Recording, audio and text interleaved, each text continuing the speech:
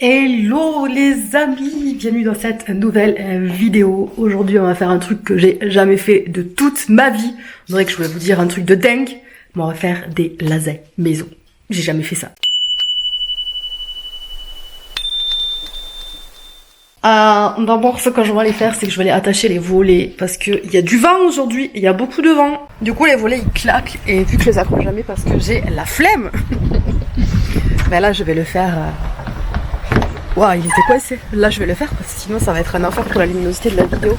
Bon, sinon, j'espère que vous allez bien. Bon, je vous rassure, on ne va pas faire que la recette des lasagnes. On va un peu discuter aussi de vous donner de mes nouvelles parce que je reçois quand même pas mal de messages, notamment sur le fait que je suis très absente d'Instagram. J'avoue.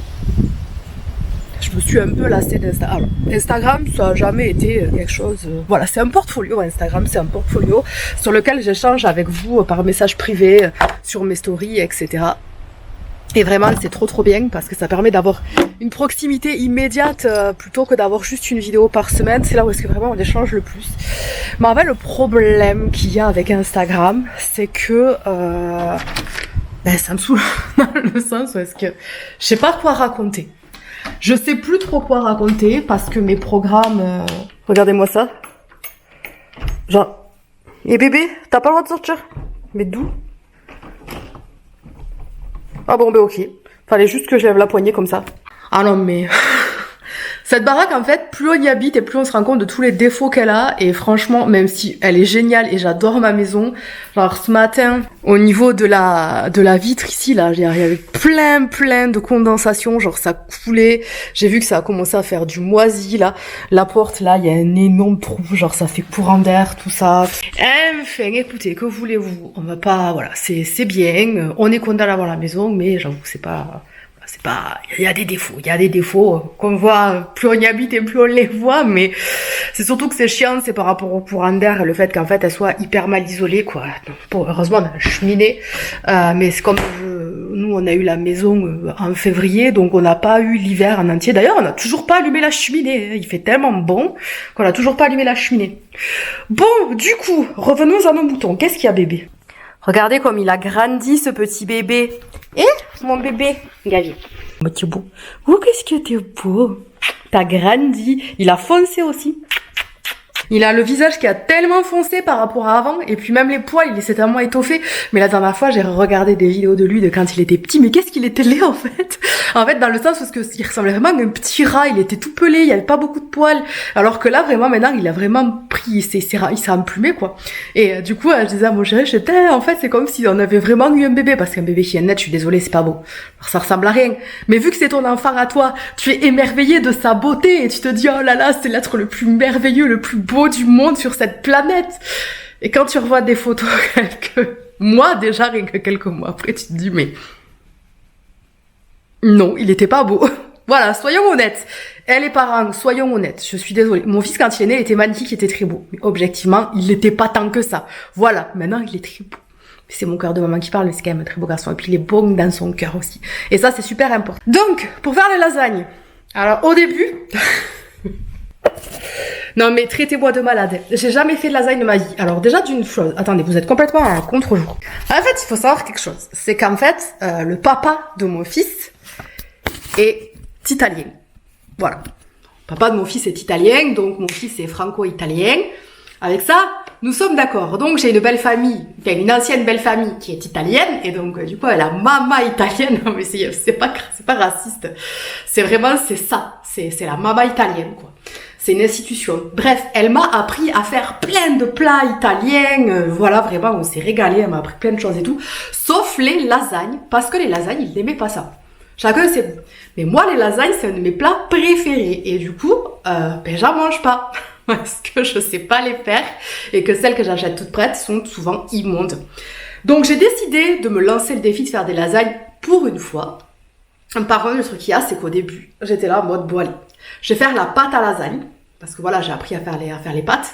Donc, je vais faire la pâte à lasagne, je vais faire la sauce tomate maison, tout impeccable, nickel.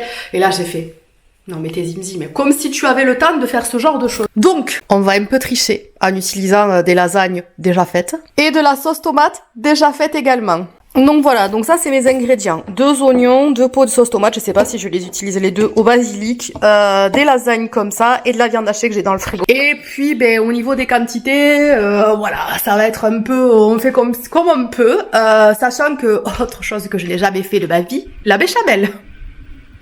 Mon chéri l'a fait, du coup c'est pour ça que je ne la fais pas.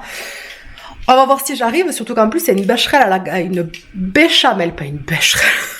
Une béchamel à la margarine parce que mon chéri ne peut pas manger de beurre.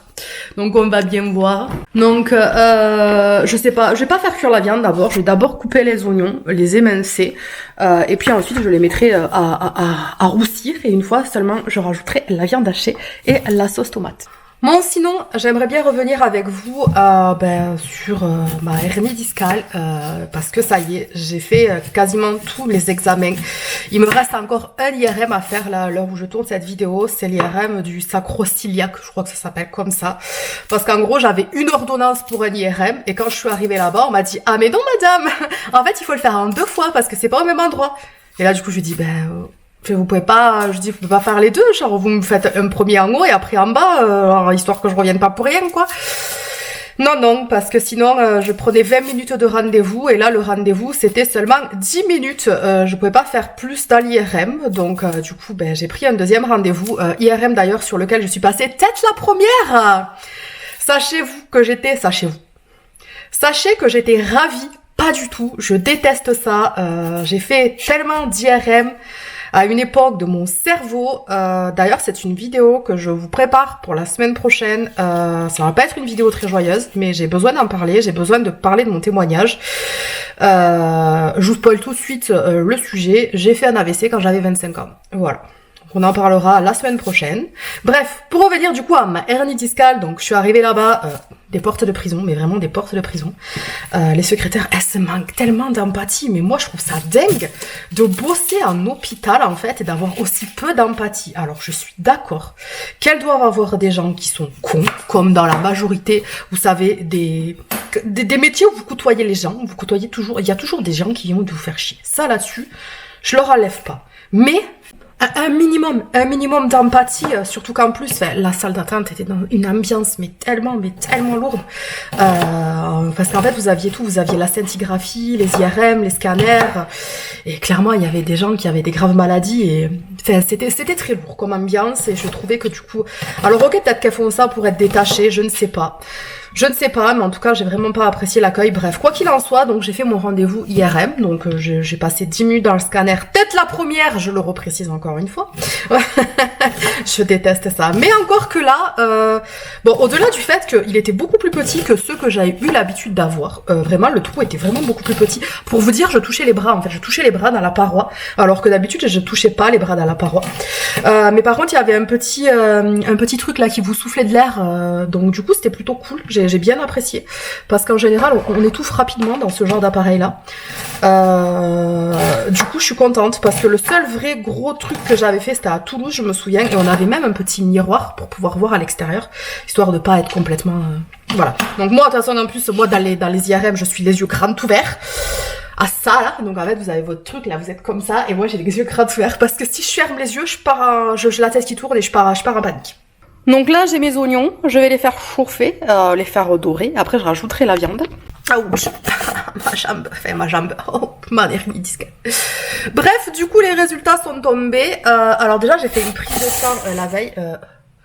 Hop, voilà, donc déjà j'ai fait une prise de sang la veille parce qu'en fait on a regardé pour voir si j'avais pas d'atteinte rénale. Je vais me pousser de là parce que c'est vraiment très sombre. Donc on a fait déjà dans un premier temps une prise de sang la veille pour voir si j'avais pas d'atteinte rénale et tout. Et le stress était tellement énorme que j'ai fait un malaise chez la kiné. J'avais une tension qui était à 15,6, un truc comme ça. J'étais vraiment pas bien de stress. Et il s'est avéré que tout va bien. Je n'ai pas d'atteinte rénale, je n'ai pas d'infection. Du coup ça déjà c'est un énorme soulagement. Donc ça veut dire que c'est qu'un problème mécanique. Donc quand même le lendemain j'étais quand même stressée pour cette IRM parce que je me disais mince, j'espère vraiment qu'on va pas me trouver quelque chose de grave, dans le sens parce que moi j'avais très peur en fait d'avoir un syndrome de la queue du cheval, ouais, un truc comme ça. C'est une urgence qui peut vous handicaper ou qui va vous faire opérer d'urgence et tout. Et moi en fait je pars toujours dans des gros dramas. Vous savez pourquoi? Parce qu'en fait dans mon cerveau Je me dis, tu te prépares au pire, comme ça si le pire arrive, tu seras prête. Je n'arrive pas, vous savez, on dit ouais, le positif attire le positif, la pensée positive, etc. Mais moi, ça, j'y arrive pas. Parce que, en fait, si je ne pense que positif et que, en fait, il y a le pire qui arrive, je sais pas gérer, je n'arrive plus à gérer, je suis complètement paniquée. Alors que préparer le pire, ben, je suis ready. Genre en mode, allez, go, on est parti, de toute façon, je m'attendais à ça, donc on y va. Et donc le résultat de mon IRM au final, ben, il est tout simple. Donc comme je vous dis, j'ai pas encore fait le sacroiliac, donc je sais pas s'il peut y avoir une atteinte à cet endroit-là. Mais quoi qu'il en soit, j'ai donc une hernie discale au niveau du L1-S5, c'est une des plus courantes qu'il puisse y avoir. Du coup là on est sur une hernie discale chronique et inflammatoire étant donné que ça va faire plusieurs mois maintenant que je l'ai. Je continue mes séances de kiné qui en soi ne me soulagent pas parce qu'en fait ma kiné elle fait ce qu'elle peut, mais je suis tellement douloureuse qu'elle peut quasiment rien faire et ça la frustre énormément. Elle a pas envie de me faire mal. Chose que je comprends tout à fait et j'ai pas non plus envie qu'elle me fasse mal. Et en plus de ça, je suis tellement tendue de peur qu'elle me fasse mal que du coup je suis encore plus tendue et elle a encore plus de mal à travailler avec moi. Donc voilà, c'est un peu compliqué. Donc il y a des choses qui se mettent en place petit à petit, en tout cas de mon côté déjà aussi psychologiquement, en mode ça va mieux, je sais que c'est pas grave, enfin c'est chiant mais c'est pas grave. Comme j'ai dit à ma kiné, moi maintenant ce que j'attends de la médecine, c'est juste qu'au moins on me soulage ma douleur parce qu'en fait j'ai mal tout le temps. J'ai tout le temps mal dans ma jambe, j'ai vraiment la jambe, j'appelle ça de bois. Et en fin de journée, je suis complètement paralysée de ma jambe. J'ai été manger avec mon copain et mon chéri et sa maman pour son anniversaire au restaurant samedi soir. D'ailleurs, j'ai rien filmé, mais c'était trop bon. Je m'étais mis en bombe et tout, j'ai adoré, mais j'ai rien filmé. Je reste pouilleuse. Et en vrai, le truc qu'il y a, c'est qu'à la fin de la soirée, ben, j'étais obligée d'être complètement accrochée au bras de mon chéri tellement je ne pouvais plus marcher. J'avais vraiment, vous savez. Donc là, vous voyez, là, ça c'est ma démarche normale dans la vie de tous les jours. Donc déjà, on sent que ça tire. Mais moi, quand je vous parle de la jambe de bois, c'est vraiment, parce que voilà, vous voyez, c'est vraiment, je marche avec la hanche. Parce que je peux pas marcher autrement. Et donc du coup, ça c'est terriblement, déjà c'est très très douloureux, c'est très handicapant. Donc je pense que je vais voir avec ma docteure pour voir s'il est possible d'avoir une aide pour pouvoir marcher, une canne ou une béquille, quelque chose, mais quand vraiment je dois me déplacer pour pouvoir m'aider, parce que j'en ai marre de me tenir au mur ou aux jambes, j'ai envie quand même de retrouver un minimum de mobilité. Et surtout aussi, ben, pour Noël, j'ai commandé un tapis de marche pour pouvoir marcher, parce que chez moi en fait, je n'ai pas le droit de marcher, parce que c'est trop, en fait c'est ou en pente, ou ça monte, ou le terrain il est complètement pourri, donc ça me fait plus de mal que de bien, donc il faut que je marche sur une surface plane et l'essence est beaucoup trop cher pour que j'aille dans des endroits où c'est plat pour marcher. Donc du coup j'ai demandé à mes parents un cadeau d'anniversaire pour marcher chez moi à plat. Là ça fait déjà plusieurs jours que je tourne en rond tel un hamster dans sa cage pendant 40 minutes pour faire un maximum de pas doux. Parce que là j'en ai marre, je prends les choses en main. Malheureusement je peux pas faire plus. Je suis quelqu'un d'assez combattant face à la maladie. J'ai beaucoup de résilience et beaucoup de combativité face à ce genre de choses là. Surtout qu'en plus là vraiment, voilà, super, attendez. Jean-Michel Cadrage le retour. Surtout qu'en plus en fait, surtout que là je me sens vraiment hyper bien accompagnée. D'ailleurs c'est aussi pour ça que je vous ferai la vidéo la semaine prochaine sur mon AVC. Parce que là je me sens hyper bien accompagnée par le corps médical. Et du coup j'ai foi en eux et j'ai foi en moi. Et la seule chose qu'il y a c'est que j'aimerais pouvoir faire plus, notamment j'ai demandé à ma kiné, mais est-ce que moi je peux faire moi-même les exercices que vous me faites faire, etc. pour que vraiment je puisse m'assouplir, me réassouplir et tout. Retrouver aussi quand même un peu de cardio, parce que là vraiment j'ai plus de cardio, j'ai plus rien, genre je monte les escaliers, je suis soufflée. Rien que vous parler des fois ça m'essouffle. Pour vous dire à quel point j'en suis. Et surtout surveiller cette tension, parce que j'ai beaucoup de mal à la tête, j'ai beaucoup de tension depuis que j'ai cette hernie, parce qu'en plus de lutter contre la douleur tous les jours, j'ai quand même aussi le stress là du travail, tout ça qui aide pas. Donc tout ça va falloir que ça se mette en place petit à petit. Alors je dis pas que je vais faire un traitement contre la tension, mais il va falloir faire quelque chose parce que vraiment c'est plus possible. Je peux pas vivre comme ça. Et en fait le truc qu'il y a c'est que je peux pas me blesser. Je peux pas me blesser plus que ce que je suis déjà blessée. Et en fait la hernie, au-delà du fait que ça soit douloureux, j'ai pas envie qu'elle me fasse des complications autres, notamment par la tension et après avoir des problèmes. Déjà que, non mais je suis pétée de tous les côtés les gars. J'ai une petite santé depuis que je suis toute petite, j'ai une petite santé. C'est comme ça, j'ai pas de bol, j'ai pas eu de chance à la loterie génétique. Je suis la seule personne de ma famille qui soit autant malade depuis autant de temps. Mais voilà, ça arrive, écoutez, que voulez-vous, malgré tout, je marche, je peux respirer, je peux écrire, je peux dessiner, je peux penser, voilà, tout va bien, malgré tout. Mon corps est tel qu'il est, mais ça va, ça va. Globalement, il y a tellement pire dans la vie, je vais pas à me plaindre outre mesure. Mais c'est juste que, au-delà de faire preuve de résilience par rapport à tout ça, il faut quand même que, voilà, je me prenne à main et que je me guérisse. Je peux pas juste attendre que les choses, elles arrivent comme ça. Bon, ma caméra a coupé, du coup je sais pas si vous avez vu, mais donc du coup j'ai rajouté la viande hachée, donc là je suis en train de remuer. Jean-Michel Cadrage toujours. Donc voilà, et comme je vous disais, de toute façon ça reste quand même le plat de lasagne du pauvre, hein. J'ai pas de la viande, super viande de qualité, je suis pas allée au boucher, tout ça, genre je veux dire on fait tout ça avec nos moyens et clairement moi je suis pauvre alors que putain je travaille quoi, genre c'est incroyable. Genre c'est que si je travaillais pas, je dis pas, mais là je travaille, je suis à plus de 35 heures. C'est pas mal, hein. Bon, c'est encore un peu rosé, mais je vais rajouter la sauce tomate. Mais du coup, est-ce que je vais réussir à l'ouvrir? Ouais, impeccable. Du premier coup. Il y a un truc qui va couler ou je rêve? Non, voilà ce que ça donne. Donc, je vais laisser mijoter pour que ça soit un petit peu moins liquide que ce que c'est là. Et ensuite, je goûterai pour assaisonner parce que je sais pas trop le goût qu'a la sauce tomate. Mais voilà, au moins c'est fait, je suis contente. Maintenant il va falloir que je trouve le plat. Je sais pas trop en termes de quantité, j'ai pas trouvé sur ma recette, vous savez, genre pour 2 ou 3 personnes, parce que là clairement il va y avoir beaucoup trop. Il va y avoir beaucoup trop pour nous deux, donc il y a une partie qui va partir au congélateur. En fait j'ai bien envie de prendre ce plat là, mais j'ai peur d'avoir beaucoup de restes.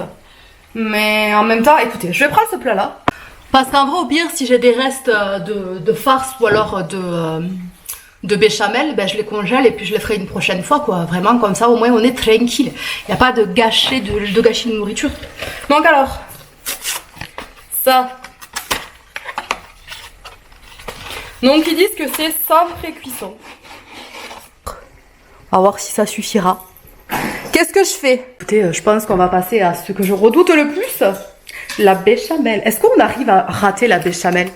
Est-ce qu'on peut rater une béchamel même s'il n'y a plus de lait? J'ai trouvé une recette sur internet pour la béchamel, c'est 70 g de beurre, 70 g de farine, ensuite c'est 50 centilitres de lait.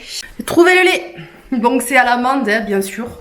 Moi j'aime pas trop, ça donne je trouve un peu trop de goût mais j'ai rien d'autre que ça. Donc on va dire que c'est très bien. Merdoum, est-ce qu'il y a un chat qui est rentré là-dedans? Non, c'est bon. On va faire les choses bien. Je vais prendre la balance.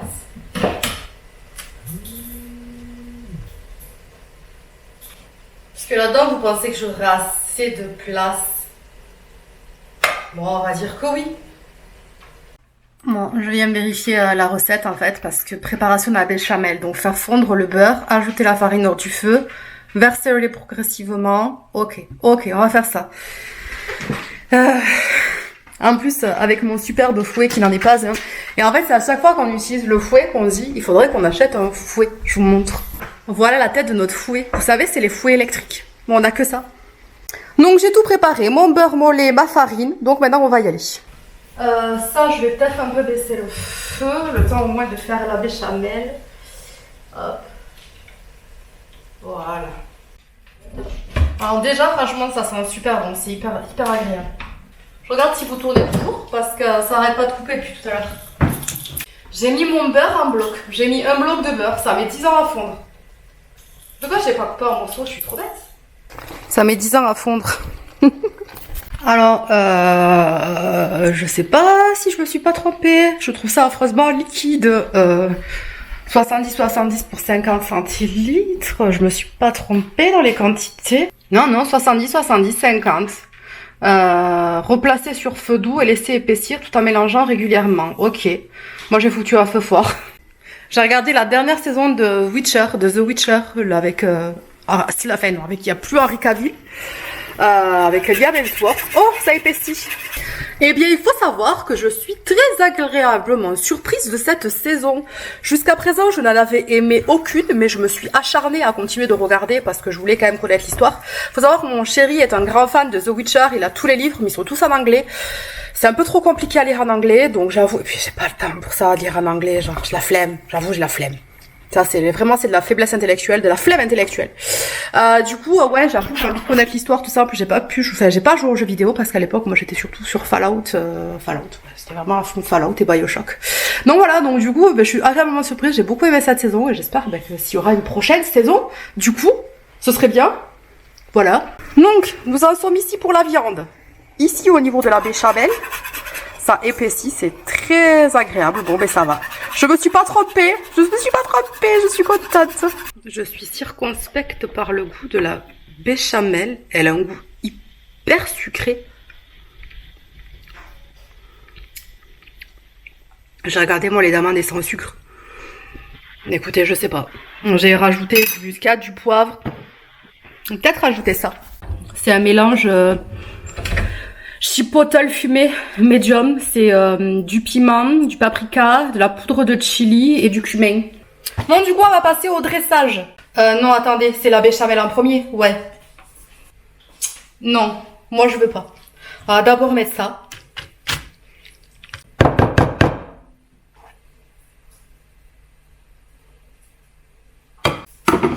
Ensuite,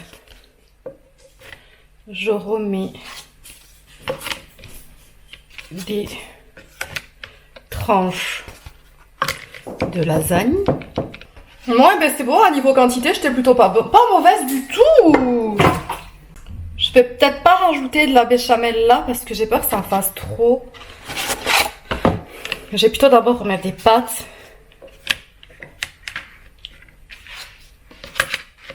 J'aurais pu préchauffer le four. Et ensuite, là, je vais mettre la béchamel. Tadam! Et voilà, c'est tout. Il n'y a pas de fromage. Allez, ciao, bonsoir! Bon, j'avoue, c'est un peu triste sans fromage, mais on peut vraiment pas... On n'a pas trouvé d'alternative au fromage. Enfin, on n'a pas trouvé d'alternative au fromage, tout simplement. Vous avez le fromage vegan qui existe. Mais il est vraiment pas bon. Vraiment, moi j'ai été végétarienne pendant un an, je mangeais plus de fromage ni rien. Je vous jure que j'ai vraiment cherché partout. J'ai absolument rien trouvé qui fasse vraiment le dupe de fromage. Et maintenant il me faut tout ranger. Chouette, chouette.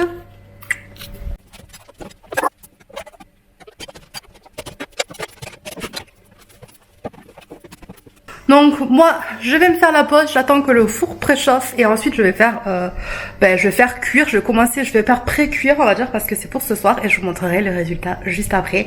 Maintenant, à moi de manger et je vous dis à tout à l'heure.